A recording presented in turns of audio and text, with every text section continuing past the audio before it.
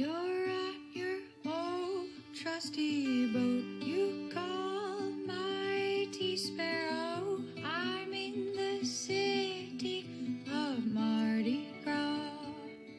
Welcome to the Sailing into Oblivion podcast, where we hear stories from everyday people who do extraordinary things. I'm your host, Jerome Rand.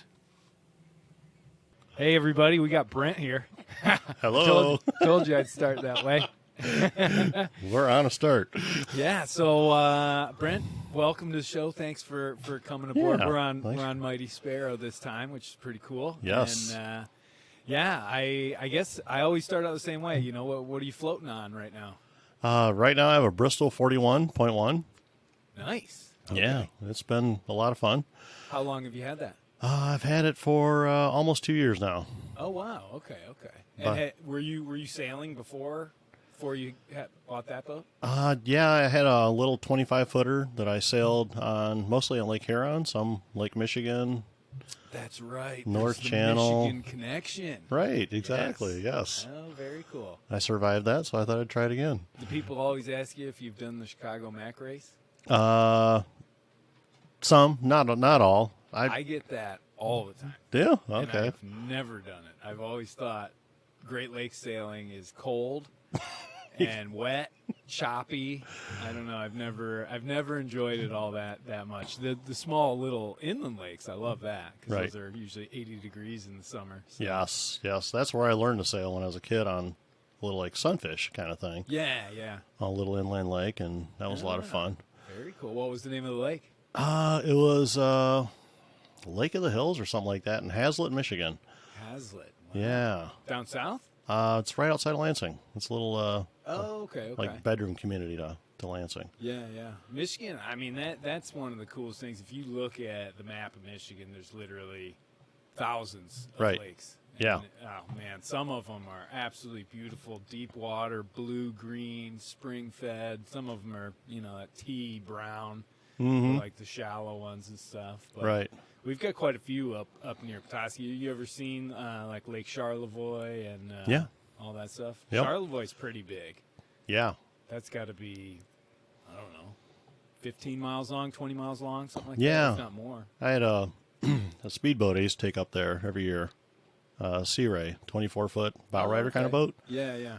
We'd go up camping at Young State Park, which is Oh, just yeah. outside of Boyne. Uh-huh. Oh, yeah. And sometimes we go up to Round Lake or, hang out in Charlevoix and go out to, the big lake. But not so much in a power boat. That was kind of scary. Yeah, the big lake, I mean, it's interesting. I was really spoiled down in the Caribbean because there's just always wind down there.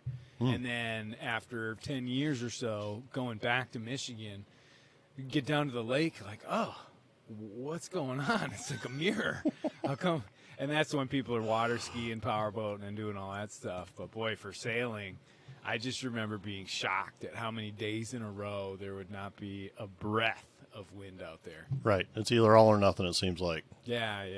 So, I don't know. It's a great place for sure to learn how to sail and definitely getting into boating and stuff. I mean, I feel like almost everybody in Michigan has water within at least like 20 miles. Everybody, Right. I would think, yeah. But Yeah, it's pretty awesome that way. it's a good place to grow up. I liked it. I mean, I was way up north in no man's land. That's right. You were way up there by Traverse City, right? Even north of that. Once you get north of the 45th parallel, things get weird. Yeah.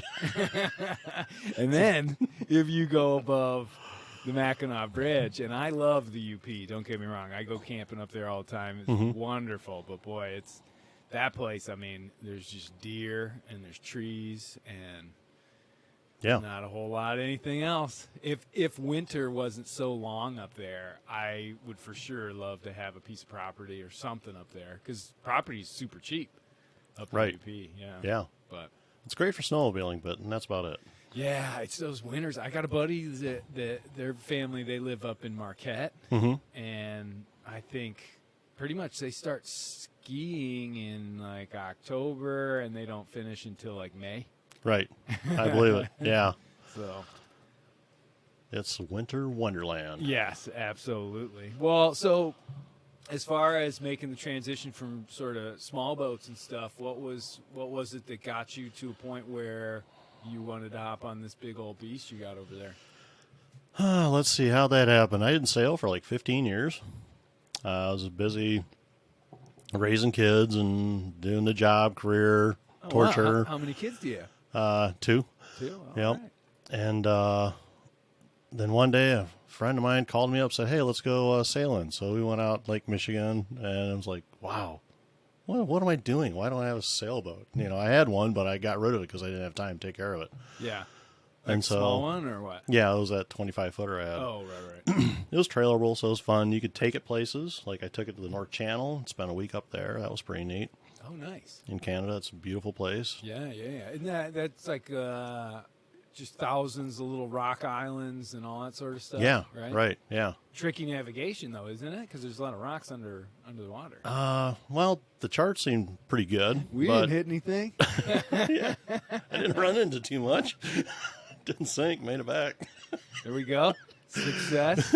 Why? I don't know if you ever remember if you overlapped at all with Walt down here, but he did the Great Loop, and that was one of his. He was here last year. Loved it up there. Yeah. But he said, boy, navigation around there, he'd be looking at his navionics charts and stuff, just staring at it in disbelief that there were just so many little obstacles and rocks and things. Well, that might have been the problem. Yeah, I know. Well, Sometimes when I did it, we didn't have that stuff. Yeah, you just had what- the paper charts and you guessed where you were. And, what you don't know isn't going to hurt you until Exactly. it does. So you were up there. You guys out for like a week or something? Yep, did a week. Nice. Yep, well, I went way back into Bayfin, which is part of the Killarney Provincial Park, Yeah. which is kind of like one of our national parks. So it was really beautiful, desolate wilderness, So wait, is that on the U.S. side? That's in Canada. That's in Canada. Oh, Yeah. okay. Yeah. It was like a 3-hour drive east from the Sioux once we crossed over. Oh, yeah, Went drive way okay. east and then down onto Manitoulin Island and then sailed east again from there. And, yeah, just beautiful. And adventurous. Yeah, it was very nice. And that was the spark, huh? Well, I'd done a fair amount of sailing, but then, like I say, I just got busy with kids and career and stuff. And then As you do, yeah. my friend took me sailing. I'm like, I got to get a boat. So I started looking and thinking and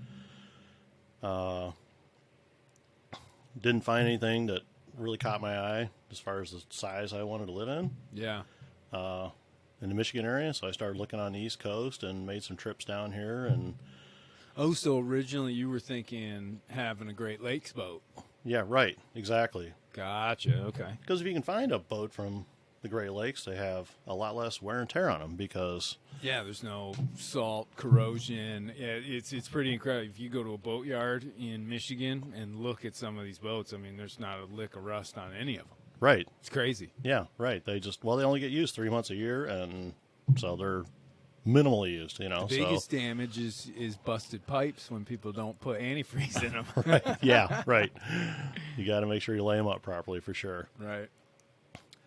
So yeah, I found a boat that I liked in Oriental and pursued buying it, bought it, and then it's like, okay, I got a boat down here, but I got a house and all this crap in Michigan, like snowmobiles, and I had another power boat there and all kinds of stuff. And it's like, Right. so it took me a long time to make all that stuff go away. Yeah, well, Richard and I were doing a podcast yesterday, and that was one of the things we talked about was, the fact that he had to go through and completely sort of simplify his life as far as all the material possessions that he had, and he tried to give it away to his kids. His kids were like, nah, we're good. We don't need any of this stuff. And he ended up donating it to Habitat for Humanity. Nice. Like all his furnishings, all that sort of stuff, pianos, everything. It's pretty Wow. Fortunately for me, because I just did this last year, Facebook Marketplace is an excellent place to get rid of anything. I mean, you can sell crazy. Oh yeah. used paper almost on there. I mean, Well, because there's really, it's basically like eBay, Facebook Marketplace, Craigslist, but Craigslist always seems to sort of be a little shady.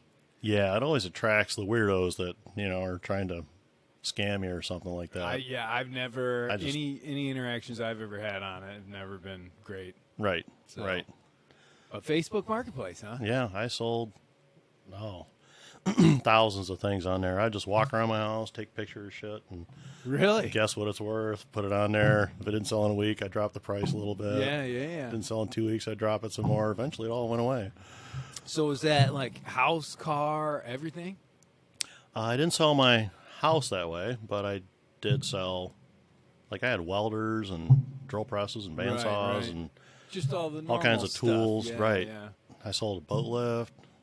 I sold my other boat, a car. I sold all kinds of stuff on there. Holy smokes! Yeah. Well, you have to though, because I mean that is I think one of the beauties of being on a boat is that you have a certain amount of room. There's no backyard. You can pile stuff up on the deck, but it's going to get wet. Exactly. You know, I know. so- I'm not tempted to buy anything anymore because Isn't it? It's so crazy. I end up telling people no, that I can't accept certain things and Right. stuff just because I don't have the room for it. My closet is 2 feet by 3 feet, and that's it. right. So, and then, I mean, obviously, this is a pretty tiny boat. I'll have to pop on your boat before I leave. I'd love to see it. down Yeah, it's below. almost habitable now. I know. Well, so let me ask you: when you got that boat, was it sort of a known project boat? You know how some boats, some people look for that. They're like, all right, I want a boat in this price range and this size, and I want to spend 2 years fixing her up. Was that sort of the plan? Not entirely. I kind of knew because the boat's an '83, so it's it's got some age on it. I knew there'd be some of that stuff, but I tried to find a boat that was mostly ready to go. If you understand what I'm saying. 'Cause Yeah. I looked at 3 identical Bristol 41s, and at 3 different price points. One, the cheapest one, the guy's idea of maintenance was, "Oh, this is broken. Let's just take it off, throw it away, and we'll never replace it again." So, A lot of like dead end wires hanging out of holes in walls. yeah, exactly. So Right. it was like pretty much back to the bare bones haul. Wow. And so when I tried to price out everything you'd have to put on a boat to make it work, like if you want to have an inverter or you want to have, Oh, all those, they add up so fast. right. And And it adds another like 5-10K onto the actual price. well, ironically, it ended up being, I forget what the numbers were, but it would have cost me like $70,000 to put everything on that boat that it needed because Holy it needed to be repowered. It needed Oh, so it needed sails. new It engine, all that, needed yeah. everything, So it was like, wow. So the cheapest boat out there is, by the time we get it ready to go, is going to be the most expensive boat. So I ended up Right. picking a boat that most of the stuff seemed to be functional, and most of it still works fine. And that, ironically, a higher purchase price, but less work to do. In the end, yeah, and- it's cheaper. And cheaper to get on water. I ran into the same thing because I looked at about 6, like physically went on board and looked at about 6 different West sails, and so many of them, they didn't have a wind vane on back, or they didn't have a life raft, or they didn't have this, that, and the other thing. And after a while, I started to actually add that up. And I was in the same boat. I was thinking to myself, holy cow, okay, well, if I get that one, even though it's $36,000, it's going to cost $12,000 just to get all the stuff that one over there has. And they only want 40 for that one, sort of thing. So Right. it was, yeah. I was lucky, though. I mean, with this boat, the engine has been pretty much a dream, knock on wood. But it's an old one. It's an old Perkins 4108. Mm-hmm. And they sort of have this reputation of just being able to run forever. But, Oh, nice. I don't know. I know it's been rebuilt. I've put about 1,200 hours on it or something. But I maintained it pretty well. I mean, I change the oil a lot. I'm always tinkering with it and everything. And Right.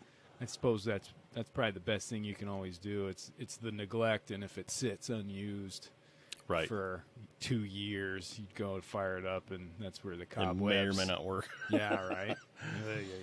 Yeah. Yeah, exactly. Yeah, luckily for me, this boat had been repowered with a Beta. Oh, nice. Like a brand new one? While it was new, 20 years ago, but Let me just shut this up. You keep talking. but it only had like 700 hours on it, so it was like almost, barely broke in. Right. So, and it was kind of funny because I was always kind of skeptical. I'm like, God, these hours are too low to be, almost seems too good to be true. What's going on? And right after I took possession of the boat, some guy walks up on the dock and introduces himself as one of the previous owners. Oh, really? Yeah, it was the craziest story. So you get a little nitty gritty. Yeah, you so get the he's dirt. right. He's like, yeah, I owned the boat during these years, and I knew the guy that owned it after that, and the person owned it after that. But the person repowered us before me, and I used it some. But the next couple of people, they just never used it, so it just didn't. They're never accumulated any hours. Right. So I'm like, all right, well, at least I don't feel like I'm always wondering if somebody reset the hour meter or something. Yeah, I know, right? Well, and I suppose it's probably a lot easier to do that to a boat. A boat's like hour meter than it is to an odometer. Unscrew it out of the cockpit. Yeah, right. I don't know if the laws are the same because in a car that's highly illegal, isn't it? Oh, totally right. Yeah. Well, I don't know. It's so crazy. I was always worried about the engine. That was because that's just an area where I don't know a whole lot. I mean, I've got the big book, the old boat owner's mechanical, electrical manual, and that helps and stuff. But, geez, when things start going wrong with that, I don't know. It's the one thing where I feel like I have no real control. But now, after 5 years and dealing with issues and things like that, it's definitely helped. But I know when I was buying the boat, I was like, well, it looks clean and it sounds good. So, it runs. All right, great. There you go. Right. Yeah.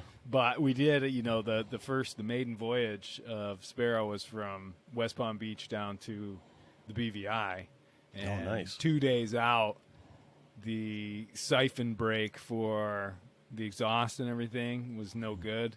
And so it just sucked seawater right into the engine. And oh, no. Yeah, I mean, it wasn't bad because we didn't know what went wrong with it. But when I got down there and had a buddy of mine look at it, he told me what it was. And there wasn't any damage. He was like, as long as you haven't opened it up, it can sit in there. It's just oil and salt water. And it doesn't sound great. But he was like, as long as, there's not a lot of air in there, it's totally fine. So, and I've actually done that 3 times on this boat now. So I've learned the hard way. Oh, man. And, yeah, you basically take the big cap off the engine and then you run it, and it blows all the oil and salt water all over the place. It actually happened the day I launched to go and do the trip around the world. Oh, man. I don't even know how, because I ran the engine while the boat was out of the water, and somehow, I don't know, there must have been a buildup of water in the lift for the exhaust or something, because it rolled right back in. Oh, no. I know. I was thinking to myself, geez, hopefully this is the only time. Yeah. What a way to start your trip. But I've actually had to do that full repair once out at sea. In not bad conditions, but pretty rolly conditions. That would be a challenge. Towards Dominica. Oh, man, what a pain. But so you're still working on everything now, huh? Yeah, I'm getting there. What sort of projects are you working on now? Oh, I've been working on the heads. Oh, the tubing was old and very stinky, so it all needed to be ripped out and replaced. Did it have? Let me ask you: was it any of it like calcified inside of there? Surprisingly, no. Really? No, it wasn't, but it stunk like crazy. Yeah. Oh, I'll bet. Sometimes that's the stale, poo smell permeates that plastic, I think. Right, it does. And it just stays in there. It permeates the whole boat, Oh, yeah. It starts in the head, and it sort of works its way out if you don't deal with it. And it's not something where you can just, you think, oh, I'll just pour a little bleach in there or something, pump it through. No, it doesn't work.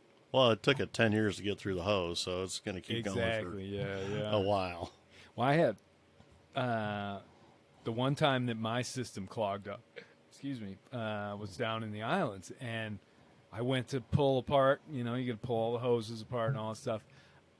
All the hoses are, 2 inches thick or something like that, and literally there was only a hole in the center this big. It was all calcified. Ooh. Or I don't even know if that's the right word really, but it's basically, I think urine has a reaction with salt water. That's what I've heard, yeah. And so it just slowly builds up. So it basically just formed this big donut. And I was able to keep the pipes. Pipes were fine, but I basically had to bend them and crack this stuff out. And it looked like porcelain on the inside. And it was about an inch thick. And Wow. I'm sitting out there just like crunching it and emptying these hoses out, and I had to go through the whole system and get it sorted out. Yeah, but it works. Do you have fancy heads on there, or you get the normal ones? Well, one thing I did because of what you're talking about is I dumped gallons of vinegar through the system. Ooh. Over a couple of months beforehand. I never even thought. So of that might have minimized that problem. Yeah. So, and I've heard that it's supposed to help. So. Yeah, well, the acid in the vinegar. I wonder if lime juice would do it too. It might, yeah. Anything strongly acidic might get it Helps back in with suspension. kidney stones. There you go. Little wedge of lemon. Little pro tip here for older gentlemen. You know, that's one thing I've been doing lately is if I get a hankering to have like a second cup of coffee, Right. Instead, what I'll do is just cut a lemon wedge, throw it in there, hot water, and drink that. And Man, I just did it to avoid too much coffee, but that's discipline. everybody said I just it. hammer the Everybody's second like, cup "Oh, and you the won't get third. any." Yeah, I know, right? It's easy to do. Totally. I always sort of limited myself because I always saw coffee as a new addiction. You know, I used to smoke cigarettes. I used to do all this sort of stuff, and I guess cigarettes were the one that I was just full on. There wasn't even a chance of me ever quitting, sort of thing. But I saw coffee as that next step. It was like my gateway. Like you need another one. Yeah, like, oh man. I feel like I could just drink coffee all day. And I still remember we had a teacher. He was like my 6th grade geography teacher, Mr. Murdoch, and he used to say he drank 40 cups of coffee a day. Wow. Yeah. Like all day, cup in his hand. They can't be good, right? You didn't have the shakes or something? No, not that I noticed. I do remember, and again, this was back in the 80s. There was like a field trip, and there were a few of us that ended up going and riding in his car, and the rest of everybody else was on like the small van or something, and he was smoking cigarettes in the car. Yeah. That's how different life was back in the 80s. It was so innocent. Nobody cared. Yo, you're not kidding. It's funny you say that. I was talking to someone the other day about, I remember when I was a kid in the 70s flying on American Airlines. My dad worked for American Airlines in California. Oh, okay, yeah. And I lived with my mom in Oklahoma. So I'd fly out there a couple times. Did you get to go first class? Yeah. Yeah. I mean, Nice. yeah, it was awesome. And like, I remember you could look towards the back of the plane, but you couldn't see the back of the plane because So everybody back there smoky. would just be like chain Puffing smoking like away. crazy. Oh my gosh. How did it smell on the airplane when it was like that? Well, Did it was they fine. It was have- okay in first class, but if you went to use the bathroom in the back of the plane, it was pretty gnarly. It was pretty bad. Huh? Oh, yeah. Holy smokes. So, yeah. So it's funny they still have no smoking signs on planes nowadays. I mean, it's been a long time. Yeah, no, I know. It's one of those things. I saw some little video recently. They were like, this is why planes still have ashtrays in the bathrooms. And I know they still have them. Well, actually, I think the newer planes don't have them in the seats. I could be wrong. I haven't flown in like 2 years now. But I know they always have them in the bathroom, and supposedly it's because if you do go and break the rule, Yeah. they don't want you to Burn the throw plane down. it in the trash and burn the freaking plane down. Yeah. So it's like a preventative thing. I don't know. I think my older brother, he got to smoke cigarette on a flight in France in the early 90s, maybe. That was his only experience doing it, but I don't know. I just watched all the smoking sections disappear in the airports Yeah. slowly but surely, but now I'm not a smoker, so I don't have to worry about it anymore. It used to Right. be a focal point of my life, though. Sure. Right. Yeah. Yeah. I can Crazy. imagine. So we got off topic there. Sorry. Working on the heads. Yeah, fun stuff. So how many heads do you have on board? 2. One in the front, one in the back.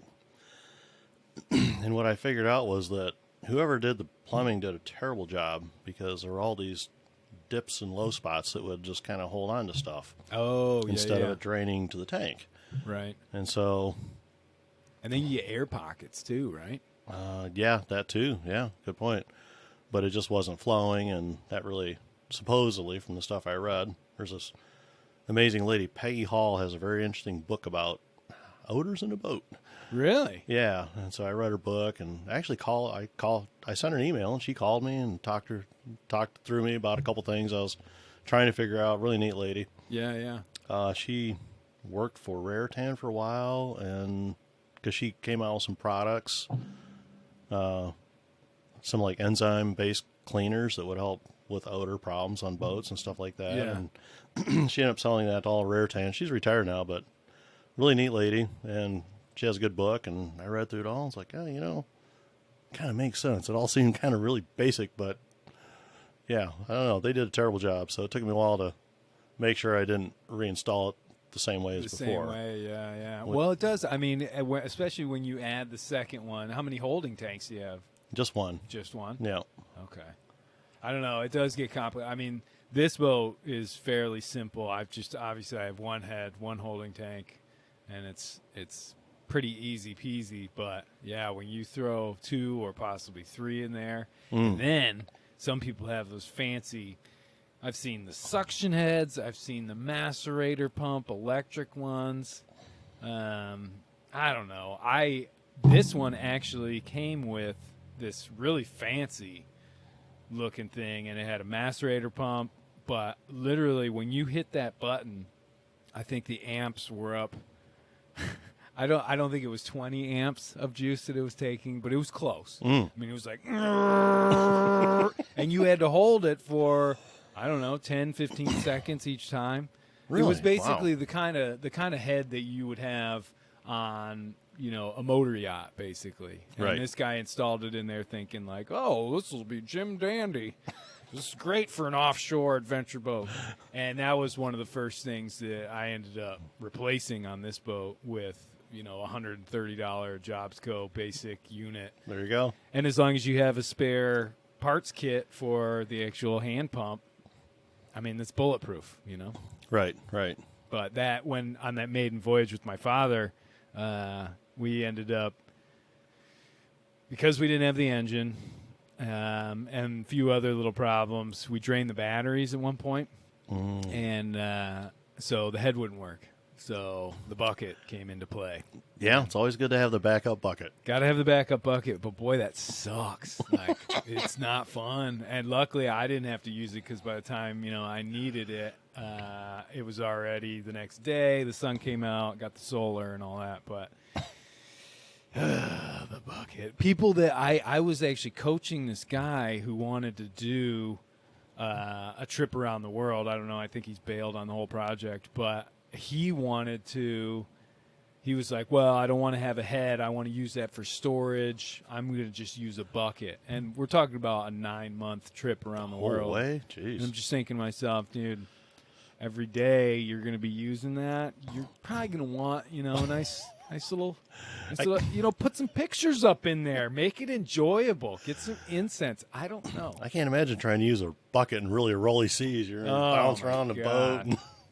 I'll tell you, once I saw some video clip, and these guys had put, and this is just for offshore sailing, obviously, but they had made like a toilet seat that connects to a stanchion and has a little like halyard hookup. Oh, there you go. So basically, it's just a toilet seat hanging over the side of the boat, so they can just go sit on that. Yeah, there you go. They call that the direct deposit. I've heard that. Yeah. That's pretty cool, I must say. I was a little jealous. That's hardcore. Yeah, right. But they had more than one person. I don't know. I've always felt a little uneasy about hanging over the edge, by myself, because one little slip and all of a sudden, goodbye. Yep, there goes the boat. And you're floating around with a couple of floaters with you. It's not a good way to go. No doubt. So you got that. What other big projects have you been, or what did you, what was sort of, I guess when you hopped on the boat, was it sort of one of those things where you're looking around and you're like, wow, I could do so much with this boat? Well, actually, at first it was like kind of a little bit overwhelming trying to figure out all the boat systems. Yeah. Because the boat I had before was kind of like camping more than anything. You know, it had an alcohol stove, no running water. Right. You know, it didn't even have a pump toilet. It had, well, I guess it pumped sort of. It was like one of those little little box things. Yeah, with right. The, that you yeah. unscrew it from the floor and take it out to clean it out, kind of thing. Right. Dump it. Yeah, exactly. So it took a while to try to figure out what is all this stuff and what's going on. Because again, this is your first big boat. Right, exactly. Yeah. Right. And the electronics were just totally overwhelming. Previous owner, I don't know, for some reason he decided the boat needed to have 4 or 5 radios on it or something like that. And like VHF radios? Let's see, I have like 2 HF, VHF, SSB, all that stuff. 2 VHF, SSB, and a ham. Oh wow! And do you still use the ham? I've never even turned it on. You never even turned it on? Oh man! I don't know what well, to do you have with to that. have a license for those. Although I can't imagine anybody bust you these days. Right. So, and it's funny because I was trying to figure out, because, you know, you open a locker and there's a piece of electronics. What's this for? So the boat was in Oriental when I went back up there last summer. I reached out to, because I found a receipt. I reached out to the guy who did all the work. Oh, really? Nice. And I said, hey, you know, can I pay you for a couple hours to come on the boat and just explain to me what all this stuff is? Yeah. And it was kind of funny because he's like, yeah, I told him that he should not put a ham antenna right next to that VHF antenna on top of the mast, but he made me do it anyway. Yeah, you can't. I mean, well, we don't even get into it. Luckily, that's sort of a dying technology. It's been replaced basically by sat phones and all that. But there's still some ham aficionados out there because there are channels that people talk on, and you know that for anybody that doesn't know, for our audience, you know, ham radios, SSBs, all that sort of stuff. HF radios, those used to be the way that sailors would link up. So you'd basically either call a person directly who has their own setup at home, or you could call like the Coast Guard or, you know, these calling sort of stations, and then they would connect you up with whoever you were trying to call. And sometimes it cost money, sometimes it didn't. Right. But either way, we're talking you had 2 or 3 different books for all the different frequencies. And the amount of electricity that those things used was insane. I got to believe it, because anything that's going to broadcast around the world has got to have some reasonable amount of power. But I mean, that was the thing, is that I could be down, you know, in the depths of the Southern Ocean, and those frequencies bounce off the ionosphere and back down, and they just do this zigzag, and then next thing you know, you're talking to somebody in California. Nice. It's crazy. Nice. I haven't played with it. From what I've read, you can do all kinds of things. You can do emails. You can get grib files. I think so. I mean, it depends on how new that system is and stuff. But, yeah, that's it. That's the thing. I mean, sat phones and, you know, Iridium Go and all that have just made it so simple for us modern folk to deal with that. Sure. And, you know, if you have the time and the inclination to try to get back into, you know, using some of the old stuff, it can be cool, but again, there's definitely drawbacks. Right. So it's like trying to, you know, put a record player on a boat. You know, it's cool, it spins, it looks really neat. I love vinyl. That's one of the things I had to give up because I knew that would not work on a boat. I know. I've got an old record player at home, and I don't know. There's something about just spinning them, and then 30 minutes later, you got to flip them, and I don't know. I always liked them.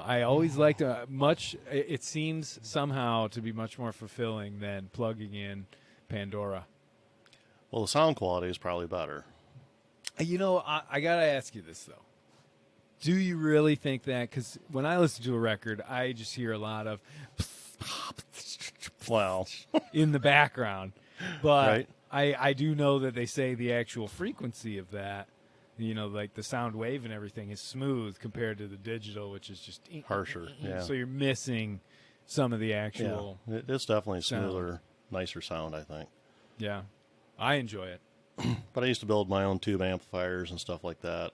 Really? Yeah. What did you do before you got into sailing? I was an environmental engineer at General Motors, Oh, okay. and but audio was always a hobby, and so I was always tinkering with stuff like that, building my own speaker cables and Oh, wow, amplifiers okay. and Yeah. all kinds of nerdy stuff like that. Hey, that was a lot of fun to do, especially back in like the 70s and 80s. Yeah, well, you know, if you go into any really high-end audio store, they're all still tube amplifier stuff. It's definitely the cream of the crop. Yeah, for sound quality and everything, for sure. Right, so I had to give that up because they take a lot of power and they don't like to be bounced around. No, they don't. And to be honest, you know, more and more, rarely ever am I even seeing an installed stereo system on a boat. It's all Bluetooth speakers because they're super cheap, and when they crap out, you just get another one. And I mean, that blue one that I have over there, I have literally had that for 7-8 years. Right. And it still works. I Right. don't know They're how. super portable. You can grab it and go to the beach. do whatever you Yeah, want. I can put it up in the cockpit. I can bring it down here. Yeah, I actually, when there's whales and dolphins around, I usually like to put Bob Marley on, and then I put it not in the bilge, but I can put it in a few of these cabinets that are connected right to the fiberglass hull, Right. and you see the behavior of the animals change. No kidding. Yeah, That's awesome. Sometimes they scatter. Other times, though, they'll come in closer and they'll start like swimming in unison. I've had that happen a couple times. Nice. But, Well, you're going to laugh when you come over to my boat because I finally found a pair of decent sounding Bluetooth speakers, and then it took me like a month to figure out how to build speaker stands for them. oh, really? Yeah, because I wanted to have good quality audio on my boat. Yeah. And then it was like, well, great. Where am I going to? I mean, they're bookshelf speakers, but I don't have any bookshelves. So, Yeah. That's where you get the mount. You're like, yeah, where am I going to, what bulkhead am I going to screw this to? And, yeah, so. well, it makes a big difference. That's one of the things I've always enjoyed about this boat is there's really no TV on here. And that's probably one of the biggest differences between a normal house and a boat for me is that TV's just not there. So if you are listening to anything or have any sort of entertainment, it's either like a podcast or you're listening to music or you're reading a book. Right. And I find that, you know, sometimes, yeah, it'd be nice to be able to crank back and just watch TV, but There's nothing there to it's watch. not very fulfilling. You never finish up. So rarely do I ever finish watching TV and be like, yeah, I'm so glad I did that. It just doesn't happen. There went an hour of my life I'll never get back. Right. But when I'm reading a book, I'll tell you, that's one of the things I'm looking forward to for the trip north is I've got about 3 or 4 books that I've been saving because I love it. You just like in my bunk, the book will just always be there. Right. Sometimes I'll just jump into there and I don't know. I think of it as, you know, you're just getting like 30 minutes and then, you know, it's like, oh, I got to go take a break, check things out up top. And Right. oh, love it. There's one that I started, but then I had to stop myself. But it's about these guys that go camping and they're caught in a big forest fire. Ooh. They're just at the point where they're starting to see it looming over the horizon. So, Yikes. yeah, suspenseful. Yeah. Yeah, I've never been much of a TV watcher. I didn't have cable TV for, I don't know, 5 or 6 years before I moved on my boat. Yeah.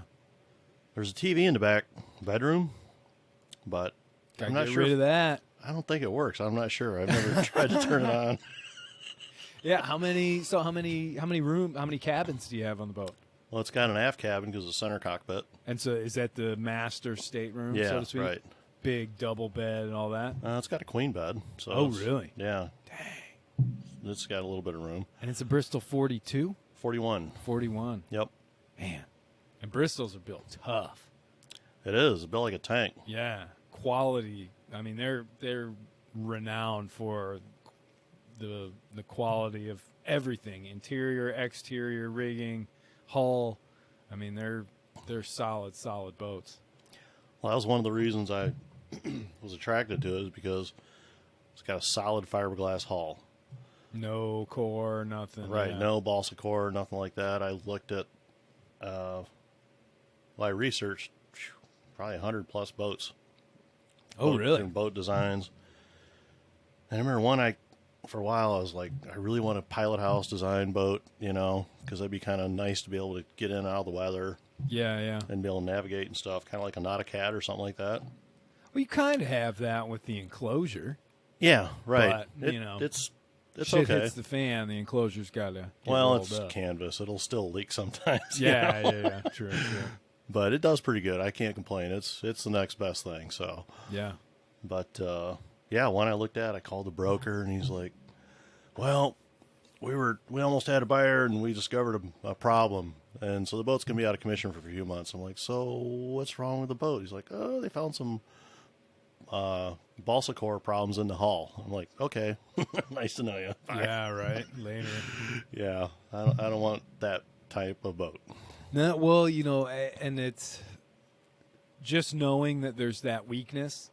If you do get caught in that bad weather that's going to last for 3-4 days, and the boat's really taking a big pounding, that's when the whole time you're just worrying. You're wondering if Right. this is going to start separating. That's, that noise is new. What's that? When you have a solid fiberglass boat or an aluminum boat or a steel boat, you can pretty much just be like, all right, just wait it out. It is what it is. Just ride it out. Yeah, Exactly. exactly. So, Although, having said that, those balsa core guys, super light, carbon fiber, all that layering, they were probably fast enough to get out of the weather. I don't know. Sometimes they are. Sometimes. Right. Sometimes they fold up too. So. Yeah, exactly. I don't know. Pros and cons with every boat. There's never, I've heard that said a million times, that there's never the perfect boat. There's no such thing. You're right. It's all which compromise can you tolerate versus a different one. It's all trade-offs. How much have you sailed? What's your boat's name? Bristol Star is the Bristol name it came Star. with. And Oh, okay. I have not been able to come up with something that really strikes my passion for a better name, and it's still there. So It'll come to you. Someday. Don't rush it. Yeah. ding. Just don't do one of those, I don't know if it's the right wording, double entendre. Is that the right? Where it's, Oh, a play on words kind of thing? Yeah. Naughty time, spelled Knoty. Yeah, right. Well, the boat was previously named Pearl Jam, but I thought, I don't know. Oh, really? Yeah. Oh, wait. Now, being an 80s, 90s kid now, that's pretty cool. Yeah, I did. I forget what they call it, where you have the Coast Guard give you their history of the boat, and it shows all the different owners and names and stuff like that. Oh, really? You can do that? Oh, yeah. I've seen commercials for that. Like a title search kind of like thing. Yeah. So I did that just because I didn't want to have a situation where someday somebody knocks on my boat and says, this boat owes me $50,000 for yard work somewhere. Yeah, right. Exactly. Because I'd put a lien on it through the Coast Guard or something, but the name was funny anyway. Pearl Jam. Pearl Jam. Good old Pearl Jam coming in you hot. Whoa. Shit. Oh, man. I used to love Pearl Jam. That's great. Yeah. It's a good, that whole Seattle grunge phase was, I thought it was super cool. Yeah. Some good jams came out of there. I actually still have some Pearl Jam on my iPhone. Nice. Yeah, I got a couple Pearl Jam CDs somewhere in storage. Yeah, right. There you go. Well, so what else? What else do we want to talk about with this boat? I'm curious. I should have gone on board before, so then I could have really picked your brain about it. Oh. But okay, so you purchased a boat in Oriental. Where have you sailed it from there to get down here? So I got the boat in Oriental, but I was living in Michigan still. I had a house Right. So you're all with over no the place. kitchen. Was it out of the water in Oriental? No, it was in the water the whole time. Oh, really? Yeah. Wow. And I always worry about I know. if I I didn't leave like this that. boat for 2 hours. I'm sort of thinking, did I close all the things? Yeah. Did I leave the oven on? I That's hear just you. me, though. I never thought I'd have that virtual tether, Yeah, I know, right? but crazy. yeah. So I got lucky because the marina it was in when I bought it did not allow liveaboards. And the only option was to do like a whole year lease and this kind of stuff. I'm like, wow. Were they really strict about it? Yeah, they were. Oh, wow. So I asked the broker, said, any recommendations? So he said, well, take it to Wayfarer's Cove, which is just, down the way from Oriental, maybe 15, 20 miles. Yeah. So I went there, and at the time it was kind of run down looking, and it's like, yeah, this isn't great, but it's pretty cheap. It was like $270 a month. Ooh, nice. So it's like, okay, this will do for now, because I couldn't sell my house because I totally ripped my whole kitchen out, and I needed to put a kitchen. You can't sell a house with, 2x4 kitchen. Yeah. So, I was bouncing back and forth. I'd come down and I'd work on a few things that I could figure out needed to be worked on. I'd go back to Michigan and work on the house back and forth. And then it started getting cold in December. I'm like, well, it gets really cold up here. I think I should go somewhere south. So a friend of mine jumped on with me, and we motored down the ICW because I hadn't checked out my fuel tanks. I wasn't confident taking the boat offshore yet, because last thing you want to do is get out there and stir up a big slug of slimy black stuff, and I hear you. Well, it is. It's always a little nerve-wracking. I mean, it's kind of funny though that you say that, because I'm of the opposite opinion, where I'm like, I would rather be in a position where I don't need the motor, and can just rely solely on the sails. Right. Even if I just have to drift for a while or whatever. What always sort of unnerves me is being in a place where I'm like, boy, I hope this engine doesn't conk out right now. Yeah. That would not be good. Like anchor ready. Right. sort Yeah. of thing. Right. It's always good to have a good anchor Yeah. as your backup plan. But so you guys set out. So we took off middle of December, maybe around 10th or something like that, and Probably already pretty chilly. started then. heading. It was. There were a couple of nights where it was like in the 30s, and we're Do you have a anchored heater out. and everything on board? Yeah, I got a propane wall heater, so that did nice. pretty Okay. nice for a couple of nights that we needed it, and kind of got to down here to Beaufort, and kind of ran out of time. I was like, well, this looks like a decent marina. I'll just leave the boat here for a while, and it worked out great because Beaufort's a nice little town, Yeah. nice yeah. marina. Conveniently placed, grocery stores, all that sort of stuff. Yeah, right. That's very- All the conveniences you need. So I kind of got dumb lucky on that one. Yeah, because you don't have a car here, do you? Yeah, I do. Oh, yeah. you do? Oh, okay. Yeah, Nice. I still have a car. It's a pain in my neck. I'm trying to get all the little things fixed on it so I can make it go away. Yeah, It's yeah, just yeah, don't right. even- I don't want to have a car. It's just annoying. Tell you, it's so weird. I don't have one, and it seems like people are always offering their car up. Like they're always, hey, if you need to go to the grocery or blah blah blah. I don't know. Well, you got Amazon. I mean, do you really need a car? True, it's true. I mean- Anything you really need, you can just order. I mean, I don't know.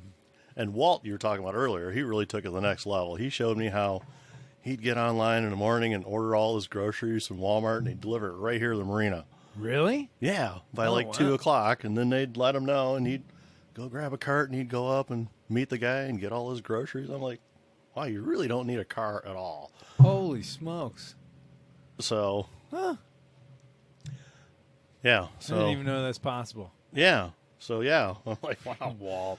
He's got Walt. He just has it all figured out. That guy. Love him. Yep, he sure does. So yeah, I came down here and then kept the boat here till August last year, and then was kind of worried about the hurricane action here, so Yeah.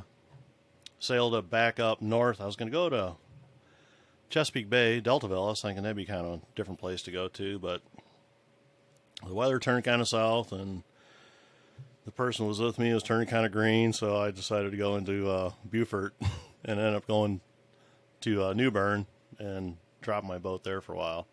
Up in North Carolina. Yep. Yeah. Yeah, up in North Isn't Carolina. that one Beaufort? Yes, Beaufort. That's Did I Beaufort. say it wrong? We're in Beaufort. I know. I've been chastised for getting that well, wrong. that's it. I've been I've heard plenty of comments on TikTok where people are like, "Dude, it's Beaufort," and You're right. It is Beaufort. Well, but I'm talking about here. And here it's Beaufort, and they're spelled the same. And I'm like, yeah, I'm pretty sure it's Beaufort. And they're both named after some royal family, the same royal family. Oh, really? Yeah. When these areas got established under some king or whatever, he's like, oh, okay, right. Yeah, because this is old. I mean, these are old, like Pirate Waters. This is old Buccaneers. Right. There's so much crazy history here. Right. Yeah. Right. Yeah. But for some reason, they pronounce it totally different. And I was talking to some guy one day. He said, yeah, I feel like I've gone a long way. I've gone from Beaufort to Beaufort. And he's like, no, son, you don't understand. Yeah, right. No. That's Beaufort, and this is Beaufort. I'm like, oh, okay. Well, then you've got I think they call it the Beaufort Sea, which is up above Alaska in the Arctic. Oh, yeah, right. And then there's also the Beaufort wind scale, which is what they use over in England. Yeah, right. Which is, 1 through 12. Right. So, I don't know, crazy. But it's all spelled the same, right? Right, yep. So that was my first offshore adventure in the boat, and it was awesome. Yeah. How many days was that? Like 2.5. We made it from here to there in about 2.5 days. Oh, that's not too bad. So we made pretty good progress. We averaged around 7 knots. Oh, okay. Yeah, that's fast. 2 knots. You got 2 knots on me there, guy. This old Sparrow, she likes to take her time, because she's been there, she's done that. It's all about the journey. There you go. Yeah, for sure. At least that's what I say. Yeah. So what's any future plans? Are you sticking around here this summer?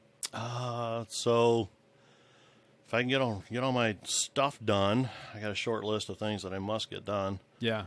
And in about 3 weeks, I'm hoping to maybe head back up North Carolina again and hang out there for about a month. Okay. And then I'll wait there for Jamie to join me, and then take off and just head north. Maybe I'd love to make it to Maine, but that might be Maine's pretty ambitious. I don't know. We'll see. It's pretty cool up there. I mean, it's a heck of a sail to get up there, because I think eventually, I don't know, somewhere past the Chesapeake, like then it becomes more coastal cruising and right. There's not really an ICW up there, from what I can see. No, not really. You can sort of skirt Cape Cod by going through the Cape Cod Canal, so I think that starts up in like Buzzards Bay area and then cuts across and then dumps you out just south of Boston. Right. And that cuts a huge amount off, but I've never done it, but I always, I've been told about it. People always ask me, they're like, well, how come you don't do that? And I try and explain that as when you're by yourself, I mean, you're going to be awake for the 24 hours that it takes you to cut across all the fishing and shipping to get to the canal. Yes. Then you're going to be awake the whole time you're in the canal, and then another 24 hours trying to get past all the traffic out of Boston. So for me, I'd much rather go out around George's Bank and sort of risk the bad weather out there. But I don't know. Knock on wood. I've seen some not pleasant weather, but I've never got my teeth kicked in around George's Bank, which is really a dangerous place. The currents that rip around that area are just insane, absolutely insane. But that, and like when I've done a lot of reading about the old fishing schooners and everything that was out there, and just the horrific stories of. There's 100 of these boats. They're all anchored out there, and then a huge nor'easter blows in, and suddenly the waves are 60 feet tall, and boats are like falling on top of each other. Boats are drifting past. People are just dying left, right, and center, and it's sort of like, oh, man, that came out of nowhere. Well, spooky. They didn't have weather forecasting like we have today at all. So no. Back then it was like... yeah, right. Well, who knows? Who knows? I mean, random stuff can happen for sure.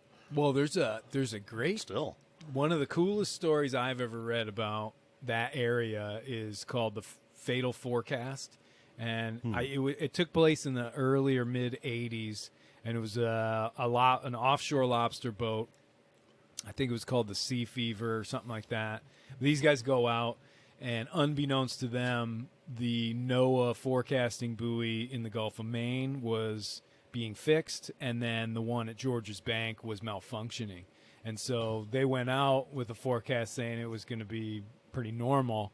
And then within 12 hours or something like that, it was blowing 100 and the waves were, 80 feet tall. And they ended up pitch poling. And this one guy, Ernie Hazard, survived in a life raft in basically a sweatshirt and his underwear. Oh, my God. All night through this horrible storm. Like, oh, my God. The story is great. I don't want to... Spoiler alert, I guess, but what's the name of it again? I don't know. It's the name of it's Fatal Forecast. Fatal Forecast. Great book. Okay. I'll have to put that on my reading list. Yeah, I don't know who wrote it. I really should probably know that before I start spouting off about it. But it's fantastic, and it's a good read. It's an audio book as well. So it's a real intense one though. That one, I like to read, audiobooks or listen to audiobooks Right. when I'm sleeping.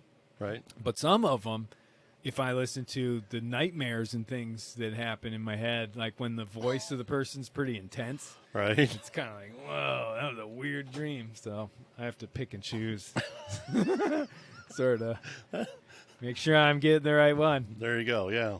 Well, so ideas of trying to, get a little bit north. And is that mostly just to escape the hurricanes?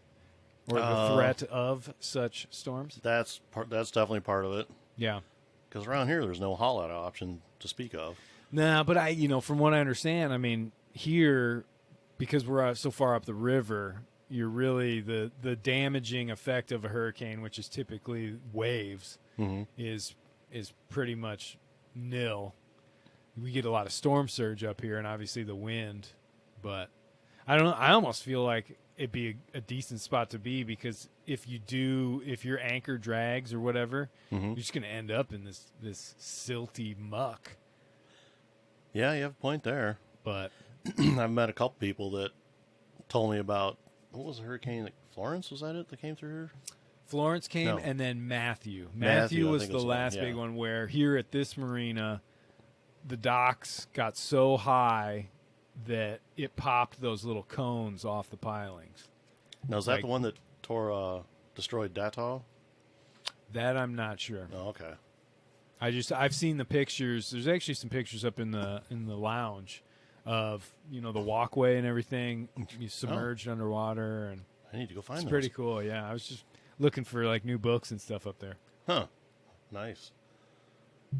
So yeah, okay. So cruising up there, and then Plus, it's so damn hot here in the summer. I mean, it's just well, brutal. Get ready because I think it's supposed to get into the 90s in the next couple of days.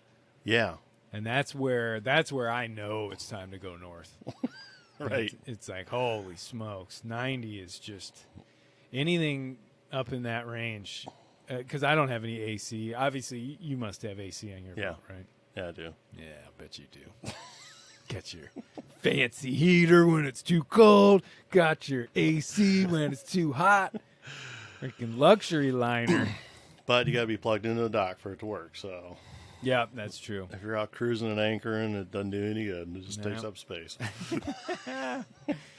Well, any future aspirations, international, anything like that? Oh, I'd love to, but that's so hard to predict how that's going to work in the future, I'm sure it's because of this COVID mayhem. it'll end up going back to normal as far as international travel and stuff. I could, maybe this winter will still be a little bit regulated, but I think after that, all those little countries are going to be so starved for tourists. Well, and Bahamas tourist opened up this winter, and I was hoping to get down there, but Yeah, but you still have to go in Didn't there they? and take tests and Oh, get right. and do quarantines oops, and yeah. I don't know what all the disclaimer. I don't know what the current regulations are, but people don't want to, and I'm speaking for myself and other people that I know that have not gone down there this year. They don't want to deal with that when they're trying to do their vacations. Right, and You want to go get a drink, right, just get Be at in the there, bar. and do it, and Hit have the fun. beach. Right, yeah. and something somebody brought to my attention I hadn't considered was, what if you go down there and you get sick, then you can't get back in the United States? That's what a couple people were really concerned about. Well, interestingly enough, Dave and Peggy, I'm hoping to have both of them on before I leave. But they went to the Bahamas this winter and got their tests, and he was negative, but she ended up being positive. So they had to leave. Oh, no. And sail back to Florida. They went through some bad weather, I guess. It was just a nightmare. I'm going to get, hopefully, the whole story for all the listeners on that one. It's going to be a good one. But, yeah, I mean, that's the sort of hassle, I mean, you just don't want to deal with. I'm used to dealing with grumpy customs agents and, you know, possibly having to have somebody come on board and search through the boat. Typically, that doesn't even happen, though, especially in the Caribbean. But I don't know. I would hate to get in some place and have their country freaking out because, you know, one or two people popped up with COVID, and so they're going to shut everything back down. It's like, whoa. Need a little bit of stability. Right. You know? So like you're saying, hopefully in a year or two that'll all chill out, and then, yeah, I definitely want to do some cruising abroad. Yeah, you think about, like, the full Caribbean? Like a whole season down there? Oh, definitely. Dude, it's awesome, man. That seems like a good place to start to me. Go all the way. You can do the Bahamas first, and then hop down from like Puerto Rico, and then just go down the chain. Or you just, if you want the offshore action, you go offshore out past I-65, then go all the way south down to like Grenada, and right? Work your way back up. Yeah, that's an interesting strategy. Typically, though, I know that. Well, what is it? I think in the beginning of the winter, normally you're going to get more of a northeast wind, and then as the winter comes to an end, it comes a little more southeast. Oh, okay. So most people typically go down, you know, November, December, January, and then start making their way back up February, March, April, and then you get out of there by May. Or you get out of there by June, really. Right. I guess. But, you know, that's all just like typical sort of stuff. Right. But it is cool because you get, you know, you spend like a week or so in each country, and then you hop. It's usually just one day or an overnight sail, if that. Right. To get to the next one, and then you check in, and you get this whole new cultural experience. It's pretty cool. Yeah, I'm looking forward to it. I'd like to do Central America someday. Ooh, yeah. And if I can still afford the Panama Canal, because by then it might be who knows how much money. Yeah, right. I don't know. At the rate they're going, I might have to go around, you know, Cape Horn just to get to the Pacific. It might be cheaper. Right. And, well, I'll tell you, that's when I consider sort of my future sort of sailing. If my solo days are sort of coming to an end, which I'm not sure, but if they are, I still think it would be pretty cool to go and find a boat out on the West Coast and bring it back to the East Coast. That's the smarter way to go. Via the world, yeah. Right. I think the only really sketchy part of that would be going, you know, around the Cape of Good Hope. But there's enough ports down there where I think you can sort of sneak by, especially with, you know, the weather forecasting and stuff. You know, you're just going to have to stop in. I don't know what all the little places are, but there's basically little areas where you can stop all along that coast in South Africa and everything to sort of duck in for bad weather. Because when those monsters come off of the Southern Ocean and hit that Agulhas Current, it's pretty much hell on earth. Oh. It's really, really bad. It's basically like their version of the Gulf Stream. Oh, okay. So instead of a nor'easter, it's a Southern Ocean low, but they're hitting each other. They're hitting these currents the same way. And so like, you know, when one rips off a Hatteras, the initial wind is from the southwest, but once the middle of the storm goes through, then you get your nor'easter. Right. And that's when the waves can be 100 feet. And they stack right up and go. Same thing down there. It's just opposite. So when as the low pressure system passes, then you get the southwest wind and it's hitting the current going the other direction. And right. That's where cruise ships can go and sink down there. I know it's happened quite a bit. Yeah. It's an ugly place, man. Motissier used to be more afraid of that than I think he was Cape Horn. Oh, no kidding. Yeah. Huh. He always, it seemed like that in his reading. Yeah. And it scared me too, because part of it is that you have to get down there and you're trying to round that cape and get into the Indian Ocean for It took me like 10 days or something. Cape Horn, you have to go really far south. I think I was below 50 degrees south for well over 2 weeks. But there's just something about once you get around the Cape and start going north, you're just a little bit protected from the worst of a southwest wind, and all of a sudden there's no swell and all that sort of stuff. But I don't know. All those capes are scary. The fact that you can't go north because there's land, it's a feeling of like, oh God, all right, we're vulnerable here. Not that I could get out of the way of anything too quickly in this beast, but you know, pros and cons. Pros and cons. Right, absolutely. So, I don't know if I want to go around the Capes, but yeah, I mean, there's the whole Pacific. Looks like some amazing stuff all over those there. islands, holy cow! The Marquesas, Galapagos, Tahiti. I mean, the whole Tuamotus. You know what's always interested me are those outlier islands like the Phoenix Islands and just all these small groupings that are way away, where they're really off the beaten path, not a lot of charter boat or not a lot of boat traffic. Right. And, nice. The cultures are still decently intact. I think you get a lot of that in Tonga. Yeah. From what I understand, like I believe that's still like a kingdom, and they're pretty much just like, no, we're going to do our own thing. I could be way off because I've never been there, but yeah, well, someday. Yeah, I feel like the South Pacific is a place you could get lost for 3 to 5 years.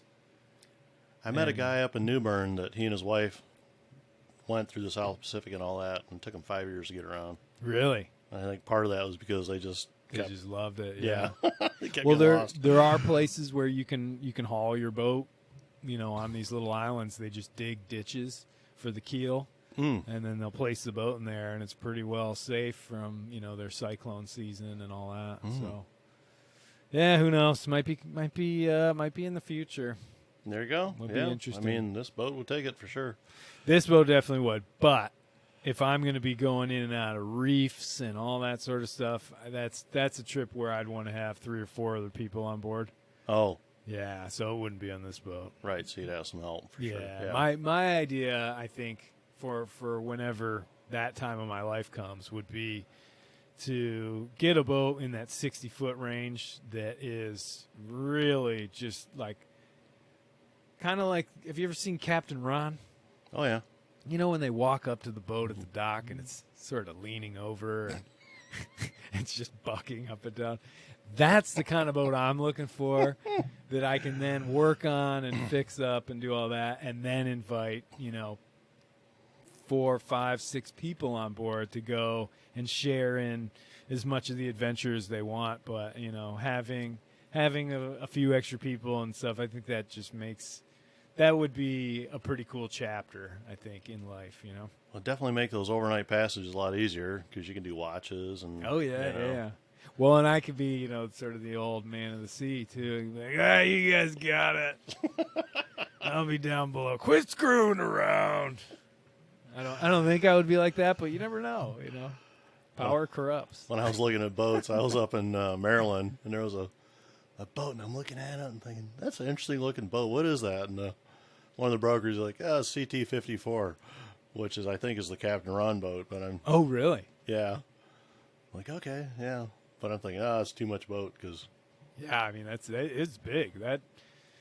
I had a buddy of mine who was given a boat, and it was around like 54 feet or something. Wow. I want to say, but it looked very similar to Captain Ron boat. I never went on board, but supposedly down below is just gigantic. Right. It's like being in a tavern. And that's sort of what I am looking for. It's just something with like 4 big cabins, just tons and tons of room so that it can actually be. So you're going to go from the solo guy to the group big cruise? Group cruise. Well, again, just for one chapter, I just think there's so much out there that I'd really like to see. But, just for peace of mind and then also for a new experience. I think going out and having that, because I know a lot of my friends are reaching a point in their lives where they're starting to think like, boy, I'd like to do something else besides work and earn money and pay taxes all and my stuff. Man, like, and they're There's all got to be more to life. Yeah. I think they're starting to get there, and they're also, I think if COVID taught us one thing, it's that you never know when things are just gonna go completely wrong, Sideways. Not just with rules, regulations, but also with one's health. And so you can never count on the fact that you're just going to be healthy the whole time and you'll be all good. And when you're 60, you'll still be feeling Jim Dandy and ready to go. It's sort of like, wow, okay, you feel good now. Well, let's go do this. You're absolutely right. The previous owners of my boat were a couple of doctors, and they were fixing it up because they wanted to be traveling doctors. Oh, nice.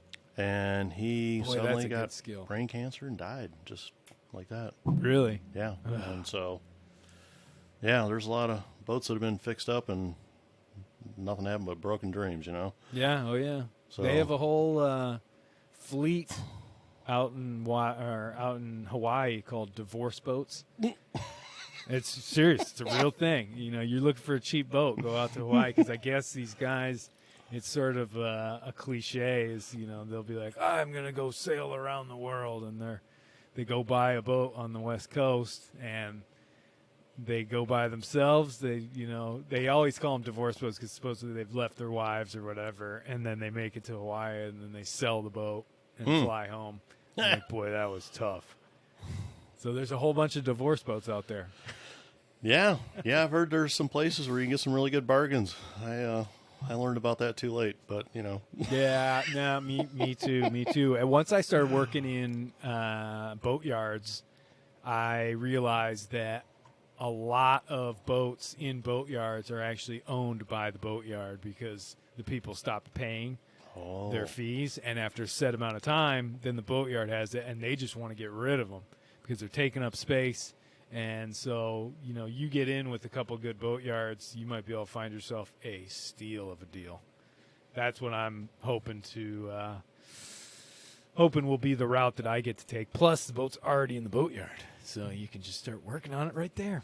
I wouldn't be surprised because I was interested in a Bristol 41 that was up north a ways. And I started looking into the boat, and there's a couple things about it seemed kind of strange. And so I thought, I want to, and I'd asked the broker a few questions. He couldn't answer my questions, so I thought, well, I'm going to ask the previous owner who did the modifications what they thought about them and, if they were comfortable with the way they did them. And so I reached out to the previous owner and started asking him questions. They're like, wait a minute, that boat's for sale? We gave it to this guy. Oh, no. Oops. I'll tell you, it's an interesting thing. That tether that has to get cut between owner and boat, sometimes that doesn't go so easily. A lot of times the owners don't, like you're saying. I mean, it's like, oh, well, we gave that guy that boat. How much did he sell it for? It's like, what? Yeah, exactly. Oh, jeez. So, I decided to give up on that conversation. Yeah, probably a good idea. Well, Brent, believe it or not, we're already at about an hour and 15 minutes. Holy smokes, what happened? Goes by fast, doesn't it? No doubt. Yeah, it's fun though, right? Absolutely, I love it. I'll tell you, I don't know, this is like episode 34 or something like that, and I don't know how many interviews I've done, but the more I do them, the more enjoyable it is just to sort of sit down with somebody one-on-one and just chat. Right. It's very nice. It's awesome. And you've been a wonderful guest. Well, thank you. As far as I can tell, looking at this thing, your voice meter's been perfect.